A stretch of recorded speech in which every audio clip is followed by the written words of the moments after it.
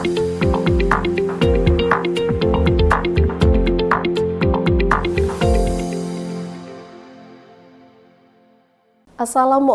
warahmatullahi wabarakatuh. Halo pemirsa, apa kabar Anda hari ini? Kembali lagi di UMN Channel Reaching Out to Public bersama saya Nazir Anindi. Kami akan memberikan sejumlah informasi yang menarik untuk Anda. Inilah UMN News.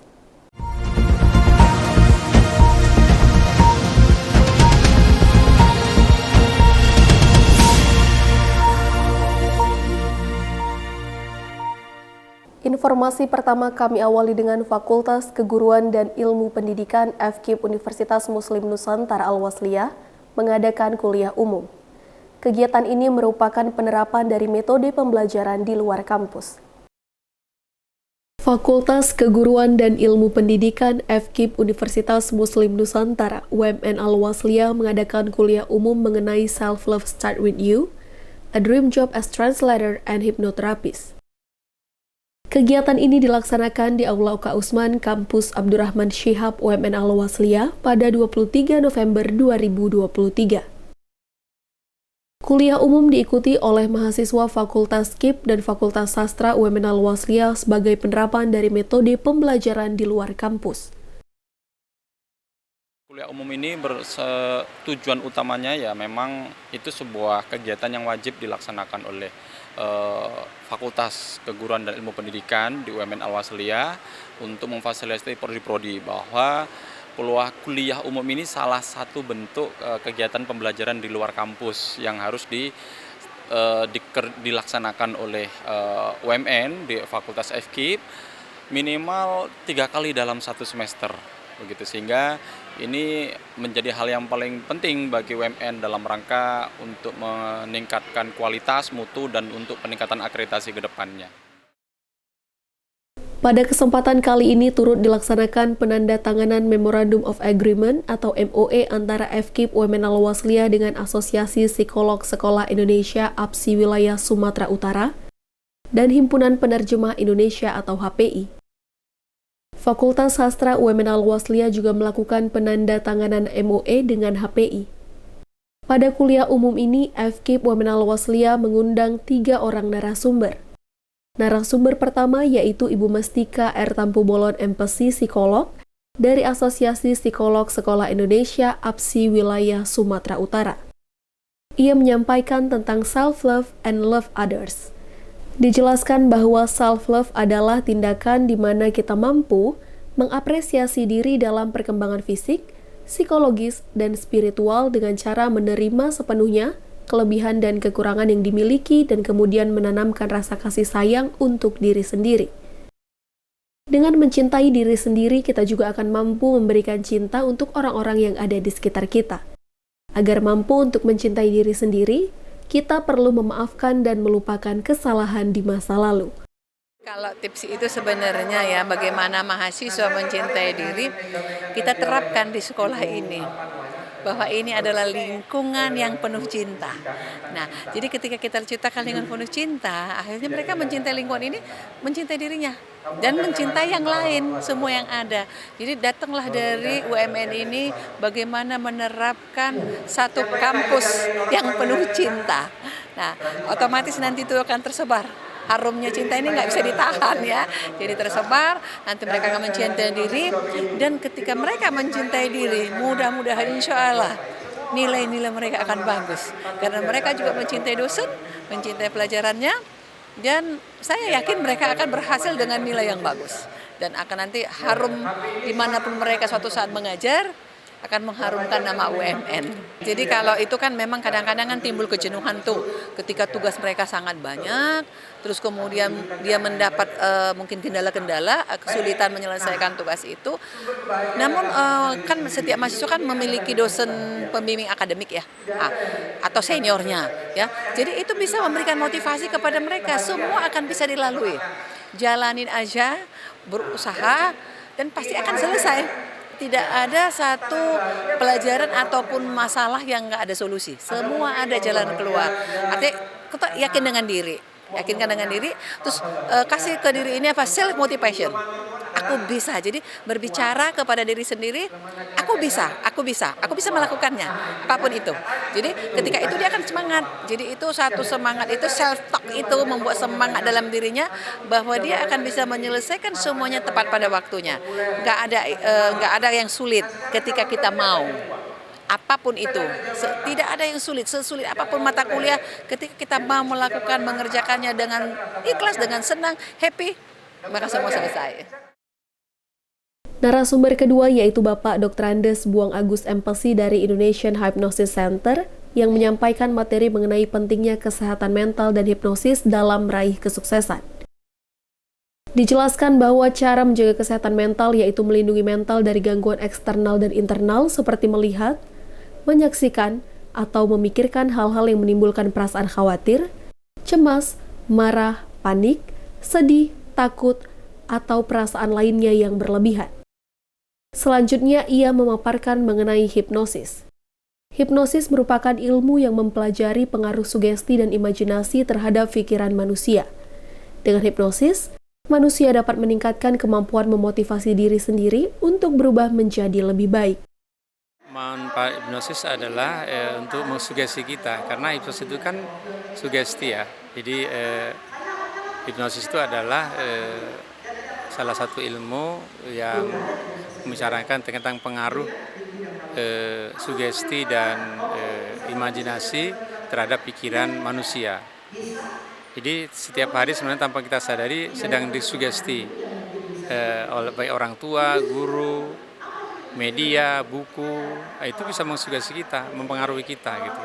Jadi supaya kita terpengaruh dengan baik, kita bisa memprogram agar sugesti itu menjadi sugesti yang positif gitu. Jadi hipnosis itu kan bisa saja hipnosis yang untuk kepentingan diri sendiri dan orang lain, dan kepentingan terapan lagi, misalnya ada hipnosis hipno public speaking, hipno writing, ada juga hipno selling untuk berjualan, ada hipno satu lagi untuk kita bisa mengajar, hipno speaking, hipno ada lagi satu lagi hipno parenting gitu ya. Itu. Jadi hipnosis ini adalah ilmu yang pelajari bagaimana menggunakan pikiran bawah sadar kita yang 80% itu yang belum digunakan secara maksimal gitu. Narasumber berikutnya yaitu Ibu Anna Wiksmadara dari Himpunan Penerjemah Indonesia HPI yang menyampaikan materi mengenai profesi penerjemah dan kebutuhan dunia industri.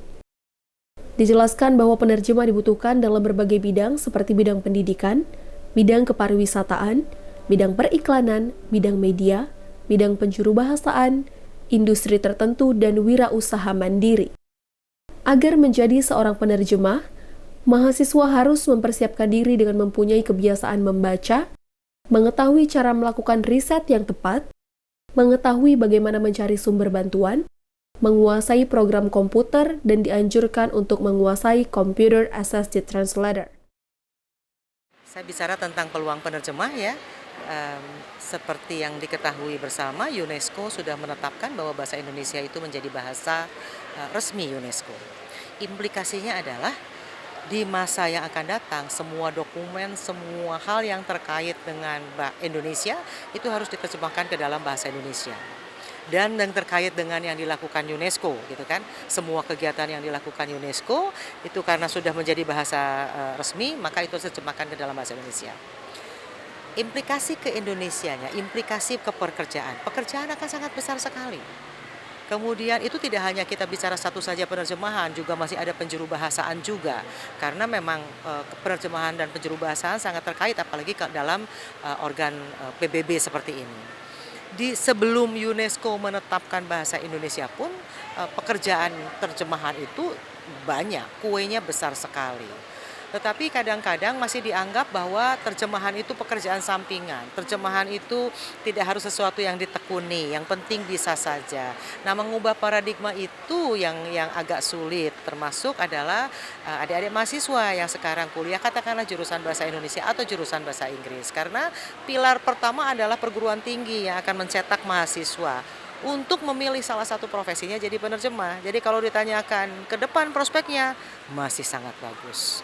tidak kehabisan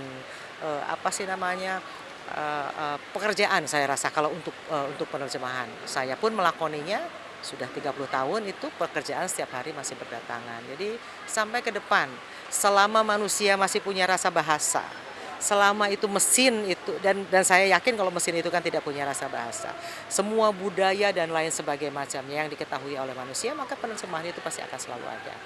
Yang pertama adalah membuat habit baru, habit membaca. Karena sekarang ini penerjemah lebih suka nonton, mahasiswa lebih suka nonton, lihat TikTok, Instagram dan lain sebagainya macamnya. Itu wasting your time sebetulnya. Karena kita memulai sesuatu yang baru, katakanlah kita bicara tentang membaca. Kemudian tiga mata kuliah penunjang penerjemahan yang tadi itu, writing, speaking, dan kemudian listening, ya memang harus diterapkan. Jadi di aspek 3 itulah habit yang baru dibentuk. Sering mendengarkan, sering membaca, sering menulis. Tanpa itu untuk masuk ke industri penerjemahan akan sangat susah sekali. Membaca itu nomor 1. Jendela dunia itu sebetulnya ya dari membaca. Itu sebabnya membuat kebiasaan baru akan bisa membantu mahasiswa masuk ke industri.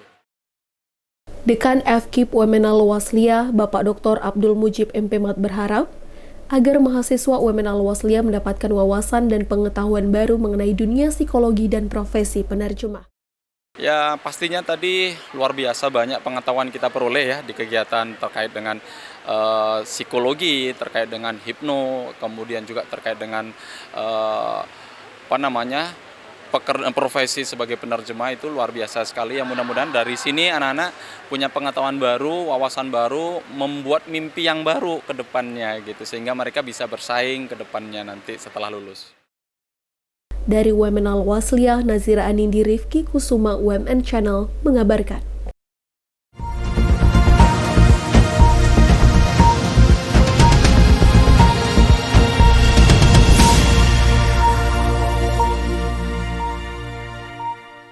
Selanjutnya, program studi pendidikan bahasa Inggris Universitas Muslim Nusantara Al-Wasliyah melantik pengurus Himpunan Mahasiswa Pendidikan Bahasa Inggris. Diharapkan nantinya himpunan mahasiswa ini dapat membuat banyak kegiatan untuk mengembangkan soft skill mahasiswa.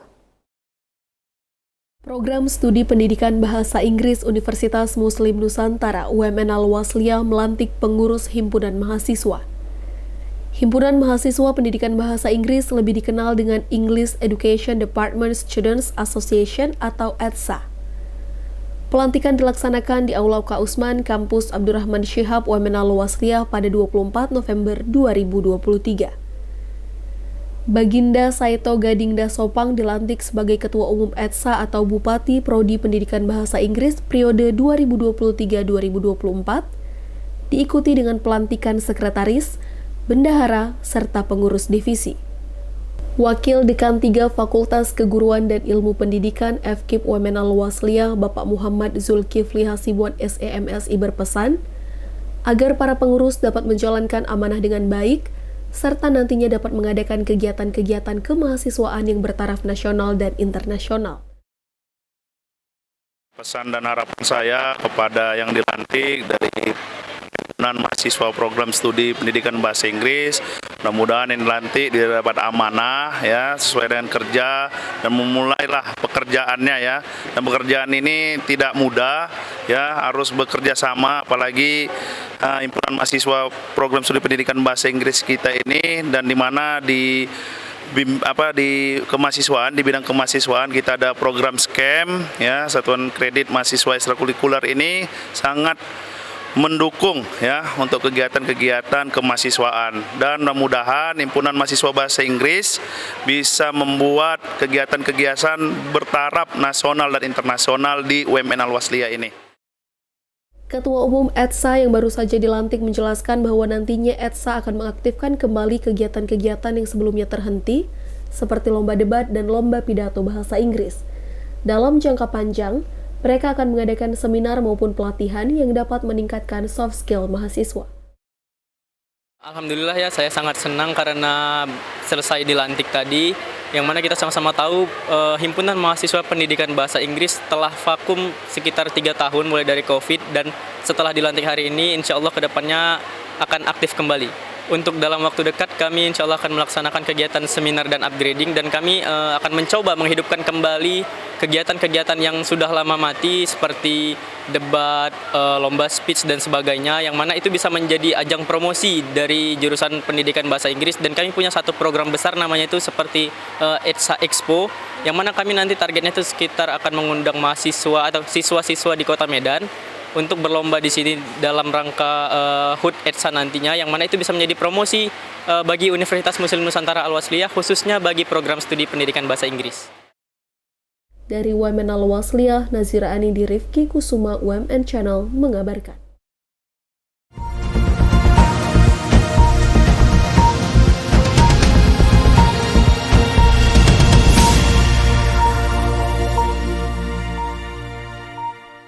Informasi tadi sekaligus menutup jumpa kita pada hari ini.